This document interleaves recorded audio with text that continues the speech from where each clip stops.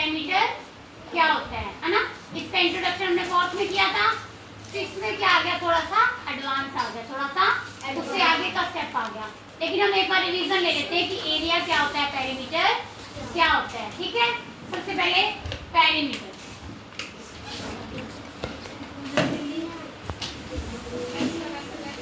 Perimeter क्या होता है बेटा? पेरीमीटर होता है चारों तरफ की लंबाई। कोई भी शेप हो उसके चारों तरफ की लंबाई हम क्या बोलते हैं उसको? पेरीमीटर। क्या बोलते हैं? पेरीमीटर। ये एक क्या है? स्क्वायर। और ये क्या है? एक रेक्टेंगल। क्या है ये? रेक्टेंगल। ठीक है, ये वाला जो लंबाई है इसको क्या बोलते हैं? पेरीमीटर। क्या बोलते हैं? पेरीमीटर। यानी कि चारों तरफ की लंबाई को क्या बोलते हैं? पेरीमीटर। क्या बोलते हैं? पेरीमीटर। अब पेरीमीटर का यूज क्या है? पेरीमीटर क्यों निकालना पड़ता है हमें? चारों तरफ की लंबाई क्यों निकालनी पड़ती है? ठीक है, अगर मान लो मेरा खेत है, ठीक है, मुझे खेत में क्या करना है? अपने खेत के चारों तरफ मुझे तार लगानी है, तो मुझे क्या पता होनी चाहिए? चारों तरफ की लंबाई पता होनी चाहिए। यस मैम, है ना? पता होनी चाहिए ना। तो मैं क्या निकालूंगी?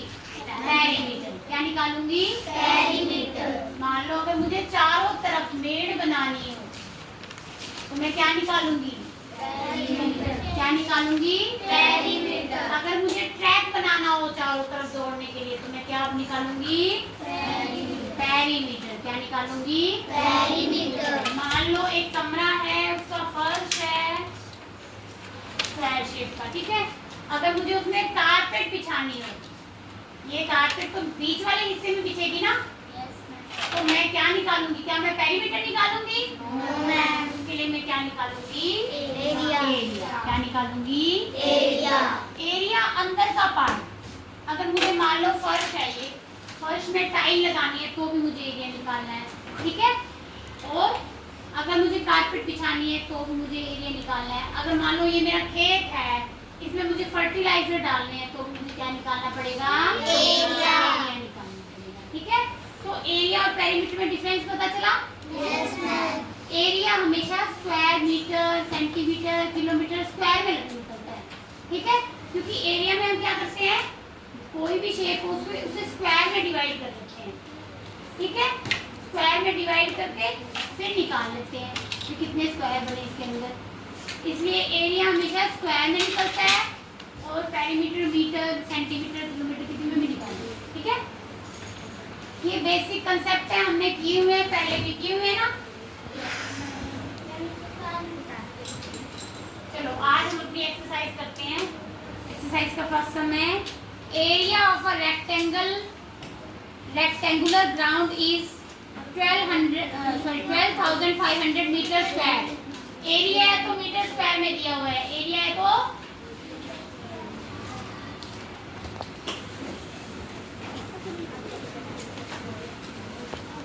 रेक्टेंगुलर ग्राउंड है ना, क्या लिखा हुआ है बेटा? ग्राउंड कितना है बोलो? 12,500 मीटर। नहीं, एक बार समझो बेटा, ठीक है। अब इन्होंने अपने को एरिया बता दिया और अपने को क्या बताया हुआ है? लेंथ। क्या बताया हुआ है? लेंथ। अब आपको पता है रेक्टेंगुलर ग्राउंड है तो उसकी लेंथ के साथ क्या क्या होगी? ये लेंथ है तो ये ब्रेथ है ना, लेंथ है तो ब्रेथ भी होगी, होगी या नहीं होगी? है ना। तो लेंथ तो हमारे को गिवन है, कितनी गिवन है? 125 मीटर, लेकिन ब्रेथ हमारे पास नहीं है, नहीं है ना। और उन्होंने क्या पूछा है? उन्होंने पूछा है एरिया।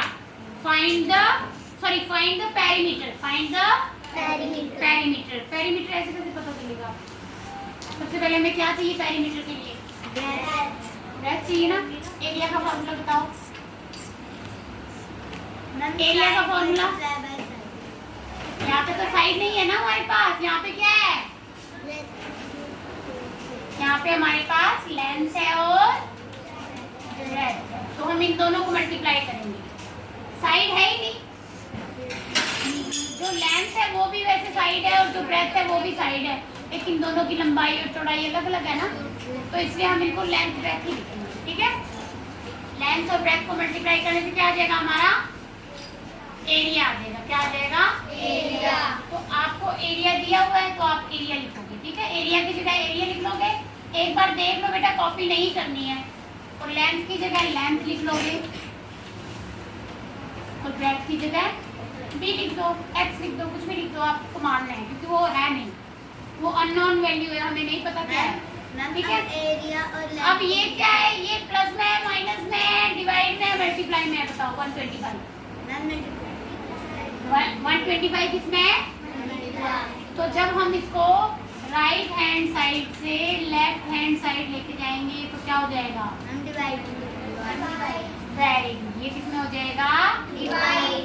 तो 12,500 डिवाइडेड बाय 125, और अगर हम डिवाइड करेंगे तो हमारी क्या आ जाएगी ब्रेथ आ जाएगी। क्या आ जाएगी ब्रेथ। तो फाइंड आउट करो बेटा, डिवाइड करो टू योरसेल्फ। ब्रेथ डिवाइड करके मुझे बताओ फटाफट, ऐसे हैंड रेज कर लेना जिसका पहले हो जाए। ठीक है, डिवाइड करना है वहाँ पे वो दे डिवाइड करना है। I am also doing, you also do. बिल्कुल इजी है इसकी, तो बिल्कुल इजी है। 125 कुछ भी नहीं है। हाँ वेरी गुड। क्या आ गया क्योंकि लास्ट की 20 तो आप ऐसे भी लिख सकते हो ना, है ना। तो हमारा क्या है इसका ब्रेथ इज इक्वल टू 100। क्या आएगा मीटर सेंटीमीटर क्या आएगा मीटर। ठीक है, अब हमारे को उन्होंने ब्रेथ नहीं पूछी, हमारे को उन्होंने क्या पूछा है पेरीमीटर। क्या पूछा है पेरीमीटर। पेरीमीटर का फॉर्मूला क्या होता है very good 2 multiply length plus breadth. ठीक है, लेंथ और ब्रेथ को आपस में जोड़ लो और 2 से मल्टीप्लाई कर लो। लेंथ हमारी 125 है, ब्रेथ हमारी 100 है। 125 plus 100 225 multiply by 2 225 multiply by 2। जल्दी करो, इतना तो टाइम लगना नहीं चाहिए। 450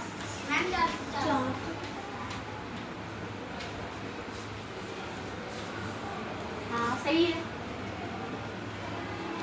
450 मीटर सेंटीमीटर कुछ नहीं लगेगा बेटा, बताओ।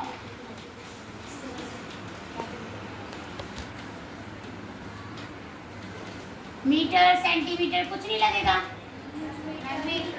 Very good. क्या लगेगा मीटर।